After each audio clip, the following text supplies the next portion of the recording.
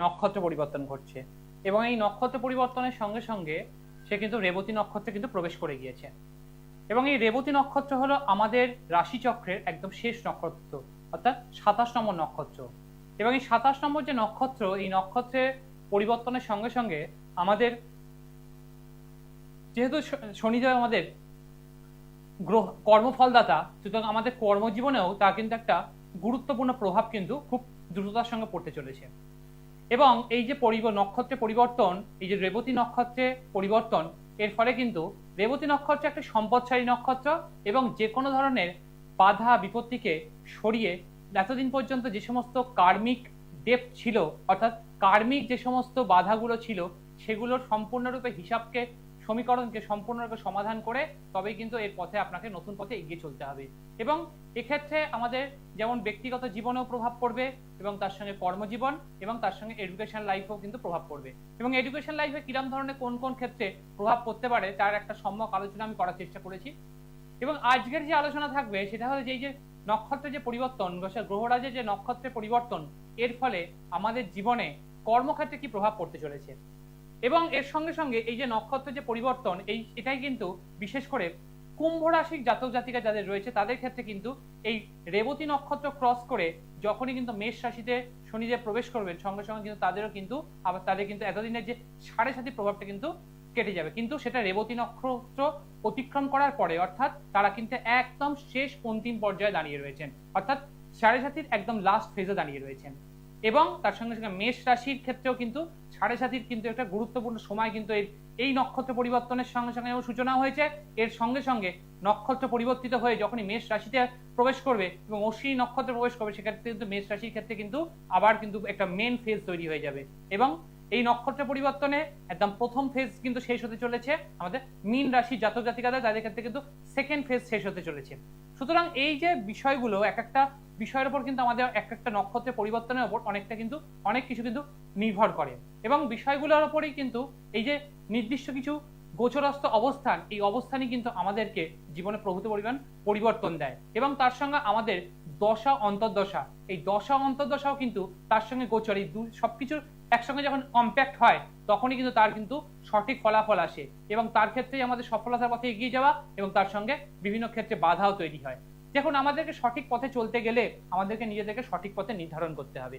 এই যে নক্ষত্রের যে পরিবর্তন ঘটলো, এর ফলে মেষ লগ্ন যারা যে সমস্ত জাতক জাতিকা রয়েছেন তাদের ক্ষেত্রে কর্মের ক্ষেত্রে এতদিন পর্যন্ত যে ধরনের স্ট্রাগল তারা করছিলেন বা যে ধরনের কাজগুলো তাদের ক্ষেত্রে আটকে যাচ্ছিল, তাদের ক্ষেত্রে এখন কিন্তু একটা নতুন তত্ত্ব কিন্তু আপনারা দেখতে পাবেন। কিন্তু সেটার জন্য আরেকটু অপেক্ষা করতে হবে। মোটামুটি 2 জুন যখন বৃহস্পতি তার রাশি পরিবর্তন করবে, তারপর থেকে কিন্তু আপনারা এই সময়টা কিন্তু অনেকটা বেটারমেন্ট কিন্তু রেজাল্ট পাবেন এবং আপনাদের প্রফেশনাল লাইফে কিন্তু সেক্ষেত্রে অনেকটা ইম্প্রুভমেন্টের জায়গা কিন্তু থাকছে, বিশেষ করে মেষ রাশি লগ্ন যাদের তাদের ক্ষেত্রে। বৃষ রাশি লগ্ন যাদের ক্ষেত্রে রয়েছে, তাদের ক্ষেত্রে এই যে নক্ষত্রের যে পরিবর্তন, অর্থাৎ গ্রহরাজের যে পরিবর্তন, কর্মফলদাতার যে পরিবর্তন, সেটার ক্ষেত্রে কিন্তু তাদের ক্ষেত্রে অবশ্যম্ভাবীভাবে তাদেরও কিন্তু এই সময়টা একটু বুঝে শুনে যদি তারা সঠিক পদক্ষেপ নিতে পারে, তাহলে সেক্ষেত্রে কিন্তু তাদের জীবনে অনেকটা মোড় কিন্তু ঘুরতে পারে। এবং এই যে পরিবর্তনটা, এই পরিবর্তন কিন্তু আগামী 1 বছরে কিন্তু তাদের ক্ষেত্রে যথেষ্ট পরিমাণে ইম্প্রুভমেন্ট কিন্তু দিতে পারে। কিন্তু কিছু কিছু ক্ষেত্রে একটু স্ট্রাগল ফেস করতে হবে এবং একটু সেই স্ট্রাগলটাকে যদি একটু নিজের বুদ্ধি করে একটু ব্যালেন্স করতে পারা যায়, তাহলে কিন্তু কর্মক্ষেত্রে অনেকটা পথ কিন্তু এগিয়ে চলতে পারবে। কে বলছেন, কোথা থেকে বলছেন? হ্যালো, আমি প্রদীপ বলছিলাম। আমার নাম প্রদীপ্ত ঘোষ। কার সম্বন্ধে জানবেন?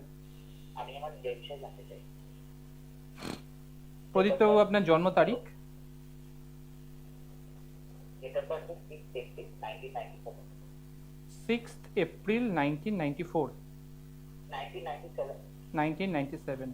একবার রিপিট করছি, 6 এপ্রিল 1997। জন্ম সময়? জন্ম সময় হচ্ছে 00:45 AM। বিকেল 2:45 AM বলছেন? রাত 12:45, 00:45 AM। 00:45 AM। হ্যাঁ, 6 April 1997। তার মানে বাংলা মতে 5 তারিখ, ইংরেজি মতে 6 তারিখ, তাই তো? হ্যাঁ, 5 তারিখ থেকে 6 তারিখ। আচ্ছা, জন্মস্থান? আপনি কি এখন কলকাতা থেকেই ফোন করছেন? হ্যাঁ। কলকাতা কোথা থেকে ফোন করছেন? কলকাতা কোথা থেকে ফোন করছেন? হাজরা হাজরা হাজরা। আচ্ছা আচ্ছা, প্রদীপ্ত বাবু, আপনার যা পাওয়া যাচ্ছে 6/4/1997, রাত্রি 12:45, কলকাতা জন্মস্থান, লগ্ন পাওয়া যাচ্ছে ধনু লগ্ন, এবং লগ্ন পাওয়া গেছে এখানে পূর্বাষাঢ়া নক্ষত্রে, এবং এখানে চন্দ্র পাওয়া গেছে পূর্ব ভাদ্রপদ নক্ষত্রে, এবং এখানে যা পাওয়া যাবে অর্থাৎ কুম্ভ রাশি, এবং কুম্ভ রাশির ক্ষেত্রে একটা শেষ ফেজ কিন্তু চলছে, শনি 4.5 একটা শেষ ফেজ কিন্তু চলছে। এবং এখানে কিন্তু যা পাওয়া যাচ্ছে, এখানে রবি শনি একসঙ্গে যুক্ত অবস্থায় বসে রয়েছে, কেতু যুক্ত অবস্থায় বসে রয়েছে, এবং শুক্র যুক্ত অবস্থায় বসে রয়েছে, এবং আপনার সপ্তমপতি এখানে পঞ্চমস্থ অবস্থায় বসে রয়েছে, এবং এখানে যে বেশিরভাগ সব গ্রহই কিন্তু একমাত্র বৃহস্পতি, এখানে মঙ্গল ছাড়া সব গ্রহই কিন্তু আপনার কিন্তু এখানে বেশিরভাগ কিন্তু নিয়ন্ত্রণ করছে, রাহুকেতু দ্বারা নিয়ন্ত্রিত হয়ে রয়েছে। এবং এই রাহুকেতু দ্বারা নিয়ন্ত্রিত হওয়ার ফলে আপনার ক্ষেত্রে যে কোনো কাজের ক্ষেত্রে একটা বাধা কিন্তু তৈরি হচ্ছে। এবং বর্তমান সময়ে বুধের দশা এবং শুক্রের অন্তর্দশা, ব্যক্তিগত জীবনে একটা স্ট্রাগল কিন্তু ফেস করতে হবে, এবং প্রফেশনাল লাইফে যেভাবে ইমপ্রুভমেন্ট চাইছেন সেই জায়গাটার ক্ষেত্রে কিন্তু একটা সমস্যা হবে, প্রমোশনের ক্ষেত্রে সমস্যা থাকবে, এবং পারিবারিক দিক থেকে যতটা হেল্প আপনার পাওয়ার কথা সেই জায়গাটা কিন্তু থাকবে না, এবং বর্তমানে শারীরিক জায়গাটাও কিন্তু একটু ডিস্টারবেন্সের মধ্যে থাকবে। কিন্তু ফাইন্যান্সিয়াল জায়গায় ইমপ্রুভমেন্টের জায়গা রয়েছে, কিন্তু এখানে ইমপ্রুভমেন্ট যতটা ভাবে প্ল্যানিং করছেন সেই মতো করে এক্সিকিউশনটা হওয়ার ক্ষেত্রে কিছু সমস্যা কিন্তু ফেস করতে হবে। শেয়ার করবেন। হ্যাঁ, ফিনান্সিয়াল জায়গাটা একটু ডাউন আছে, টেকনিকটা ঠিকঠাক হচ্ছে না, মানে প্ল্যানিং করছি বাট এক্সিকিউশনটা হচ্ছে না একদম ঠিক।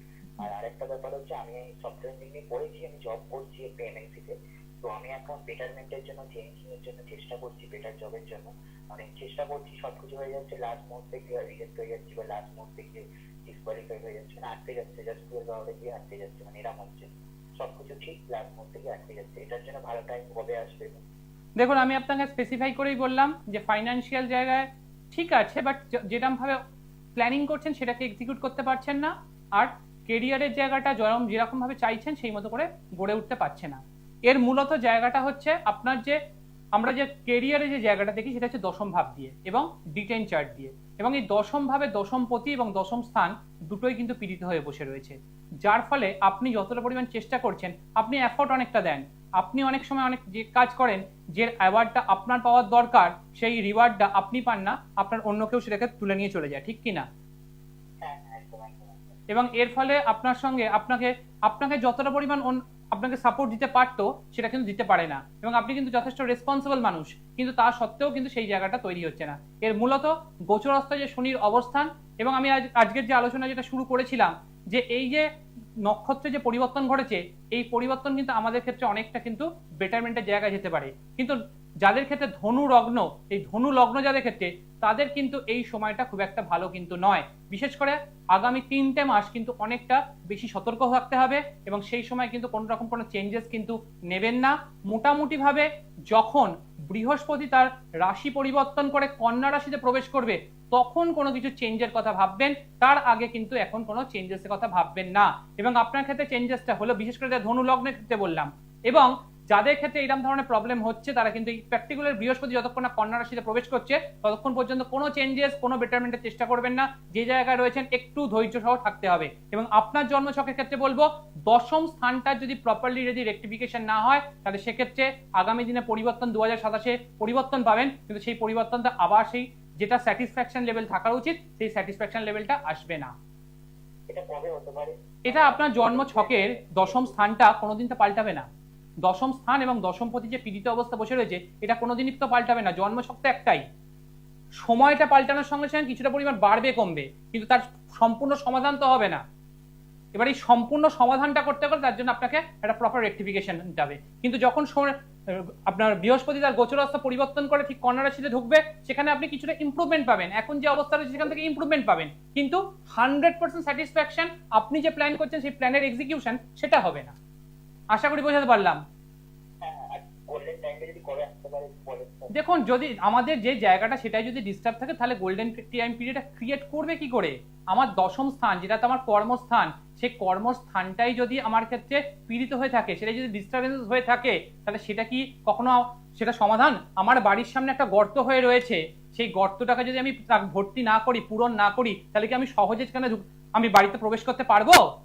না না, ঠিক করার পর বলছি, ঠিক করার পর তো জায়গা এবার আছে। ঠিক করার পর আপনি কবে করছেন, কখন করছেন, কিভাবে করছেন, কোন মানে কি পদ্ধতিতে করছেন এবং সেটা সঠিক হচ্ছে কিনা, যখন প্রতিকার প্রতিবিধান মানেই সেটা আলটিমেটাম নয়, কিন্তু সঠিক প্রতিকার প্রতিবিধান, যেটা আমি সবসময় বলি, সেটা হলে তবেই সেখান থেকে সমাধান এবং তারপরেই সেখান থেকে তার ইমপ্রুভমেন্টটা পাওয়া যাবে এবং হলে আপনি নিজেই বুঝতে পেরে যাবেন যে সেখান থেকে আলটিমেটলি চেঞ্জেসটা আসছে কি আসছে না। আশা করি বোঝাতে পারলাম।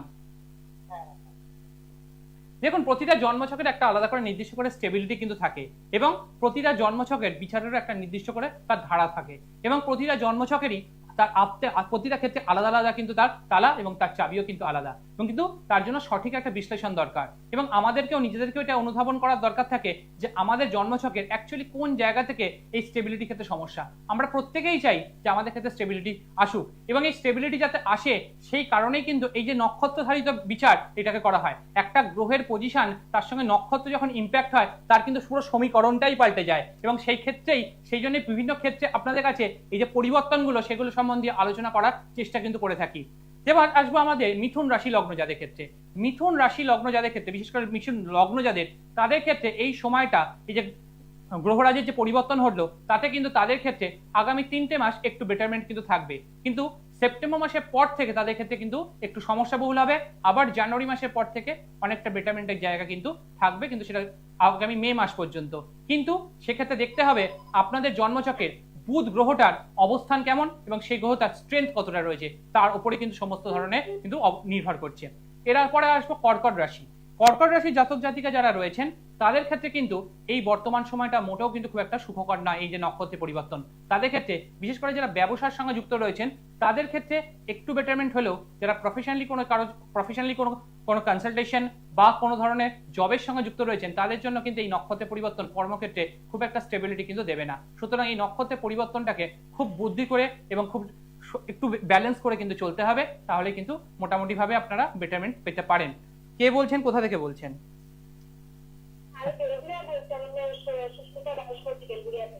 কার সম্বন্ধে জানবেন? আপনার জন্ম তারিখ? সুস্মিতা দেবীর জন্ম তারিখ? 7/2/2001। জন্ম সময়? রাত 11:32। জন্মস্থান? আজকে প্রথম অনুষ্ঠান দেখছেন?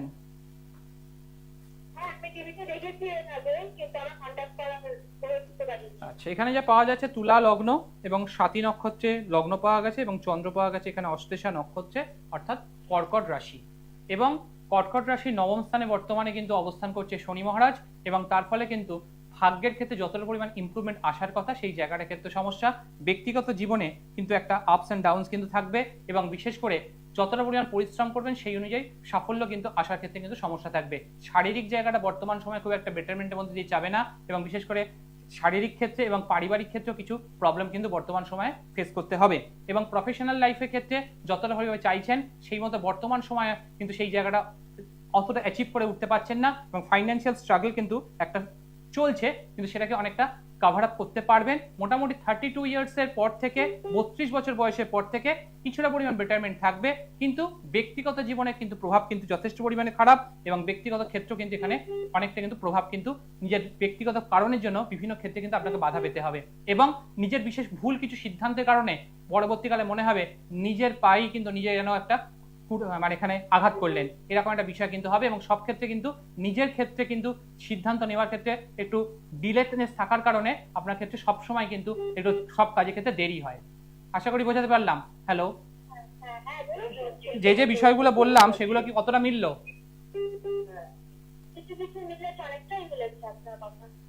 আপনার এখানে স্পেসিফিক দেখুন, আপনি স্পেসিফিক করে বলেছি আপনার এই জন্মছকে প্রফেশনাল জায়গা যেভাবে চাইছেন সেই মতো এখন গড়ে উঠতে পারছে না, পারিবারিক ক্ষেত্রে সমস্যা, আর্থিক ক্ষেত্রে বর্তমান সময় খুব একটা স্টেবল টাইম এই সময়টা খুব একটা নয়, কিন্তু পরবর্তীকালে সেটা কভার আপ করে উঠতে পারবেন, কিন্তু বর্তমান সময়টা একদম ভালো নয়। কিন্তু ব্যক্তিগত জীবন এবং নিজের সিদ্ধান্ত, এই সিদ্ধান্তের কারণেই আপনার ক্ষেত্রে অনেক ক্ষেত্রে বেশি সমস্যা ফেস করতে হয়। আশা করি বোঝাতে পেরেছি। বলুন। ভালো কাজ করতে গেলেও সেটা বাধা পড়ে যাচ্ছে, তারপরে কথা দেখুন এই জায়গাটা আমি স্পেসিফাই করে বলেছি, এই জায়গাটার জন্য ভালো কারোর সঙ্গে কনসাল্ট করে একটু রেকটিফিকেশন করুন, তাহলে এখান থেকে অনেক বেটারমেন্টের জায়গা আসবে এবং প্রফেশনাল জায়গা। তার জন্য কি করতে হবে? হ্যাঁ বলুন। তার জন্য কি করতে হবে, তার জন্য আপনি ভালো কারোর সঙ্গে আপনি বাংলাদেশে যে নাম্বার চলছে সেখানে যোগাযোগ করুন, একটা কনসালটেশন নিন, একটা প্রপার গাইডলাইনে চলুন, তাহলেই দেখবেন অনেকটা বেটার থাকবেন। দেখুন আমাদের প্রতিটা জন্মছকের একটা আলাদা আলাদা করে স্থায়িত্ব থাকে এবং প্রতিটা জন্মছকের অ্যানালিসিস শুনলেই আপনারা বুঝতে পারবেন যে তার কোন কোন পয়েন্ট এবং তীর্থবোধ কোন কোন পয়েন্টগুলোকে টাচ করে যায় এবং প্রতিটা ক্ষেত্রে তারা রেসপন্সটাও আপনারা কিন্তু প্রতিটা পুঙ্খানুপুঙ্খ অনুযায়ী কিন্তু মিলিয়ে নিয়েছেন এবং যে যে পয়েন্টগুলো বলছি সেই প্রত্যেকটা পয়েন্টে কিন্তু তারা সেই জায়গাতে এগ্রি করেছেন। সুতরাং একটাই জন্মছকের সুতরাং বিশ্লেষণই আপনাকে কিন্তু সঠিক পথ দেখাতে পারে। এবার আসবো সিংহ রাশির জাতক জাতিকা যারা রয়েছেন। সিংহ রাশির জাতক জাতিকা যারা রয়েছেন তাদের ক্ষেত্রে এই নক্ষত্রের পরিবর্তন যথেষ্ট পরিমাণে খুব একটা যে বেটারমেন্ট তা না হলেও কিন্তু খুব খারাপও কিন্তু কিছু দেবে না, তবে একটু বুদ্ধি করে যদি একটু ব্যালেন্স করে যদি চলতে পারা যায় তাহলে সেক্ষেত্রে এই নক্ষত্রের পরিবর্তন কিন্তু আপনাদের ক্ষেত্রে অনেকটা বেটারমেন্ট কিন্তু দেবে। এবং আসবে কন্যা রাশি। কন্যা রাশির জাতক জাতিকা যারা রয়েছেন তাদের ক্ষেত্রে এই পরিবর্তন মোটামুটিভাবে স্টেবিলিটি দেবে, কিন্তু যতটা পরিমাণ আপনি এক্সপেক্ট করবেন সেই এক্সপেকটেশন কিন্তু আপনি এখানে পূরণ করতে পারবেন না এবং এখানে কিছু পরিমাণ বাধা পেতে হবে। তুলা রাশির ক্ষেত্রে এই যে নক্ষত্রের পরিবর্তন, এই তুলা লগ্নের ক্ষেত্রে এই নক্ষত্রের যে পরিবর্তন সেটা কিন্তু মোটামুটিভাবে একটু বেটারমেন্ট কিন্তু দেবে এবং নতুন কিছু জায়গা কিন্তু আপনার জন্য ওপেন হয়ে যাবে এবং নতুন কিছু ক্ষেত্র কিন্তু আপনার জন্য তৈরি হবে, কিন্তু সেটাকে যদি আপনি সঠিকভাবে সিদ্ধান্ত নিয়ে এগোতে পারেন সেটা কিন্তু আপনাকে সুদূর প্রসারী ফল কিন্তু দেবে। বৃশ্চিক লগ্নের ক্ষেত্রে এই যে নক্ষত্রের পরিবর্তন মোটেও শুভ নয়, কোনো কিছুর ক্ষেত্রে নতুন স্টার্ট আপ করবেন না এবং খুব বুঝে এখানে কিন্তু একটু স্টেবিলিটি হয়ে কিন্তু এখানে থাকতে হবে। ধনুরাশি আমি ধনু লগ্নের ক্ষেত্রে আগেই বলেছি। মকর লগ্ন যাদের ক্ষেত্রে তাদের ক্ষেত্রে কিন্তু এই সময়টা ফাইন্যান্সিয়াল জায়গায় ইমপ্রুভমেন্ট পাবেন, কিন্তু কোনো কিছু স্টার্ট আপ করবেন না, একটু ধৈর্য ধরে থাকতে হবে মোটামুটি 6টা থেকে 7টা মাস, তারপরে কিন্তু কোনো নতুন কিছু স্টার্ট আপের কথা ভাবতে হবে। কুম্ভ লগ্নের ক্ষেত্রে এই সময়টা যথেষ্ট পরিমাণে ভালো এবং নিজের কাজে যদি ফোকাস করেন এবং কর্মক্ষেত্রে যদি যতটা পরিমাণ প্রয়োজন সেই অনুযায়ী যদি নিজেকে নিয়োজিত করতে পারেন তাহলে 100% সাকসেসফুল হওয়ার কিন্তু এখানে জায়গা থাকছে। এবং মীন লগ্নের ক্ষেত্রে কিন্তু এই সময়টা বেটারমেন্ট নয় এবং যে কোনো সিদ্ধান্ত নেওয়ার ক্ষেত্রে অনেক বেশি সচেতন হয়ে এবং বিশ্লেষণাত্মকমূলক হয়ে তবে সিদ্ধান্ত নেবে। নতুন কোনো স্টার্ট আপ নয়, নতুন কোনো ইনভেস্টমেন্ট নয় এবং নতুন কোনো কিছু নয়, যা চলছে সেটাকে ধরে নিয়ে একটু সময়টাকে অতিক্রম করা এবং 2027 সালের জুন মাসে পরে নতুন কোনো কিছু কথা ভাববেন। এই যে নক্ষত্রের পরিবর্তন আমাদের জীবনে যে কি ধরনের পরিবর্তন আমাদের প্রভাব ফেলতে পারে সেটা নিয়ে একটা সম্যক আলোচনার চেষ্টা করলাম। আজকে সময় তো একদম করা নাড়ছে, মা দক্ষিণা কালীকে প্রণাম জানিয়ে আজকে অনুষ্ঠান এখানে শেষ করলাম।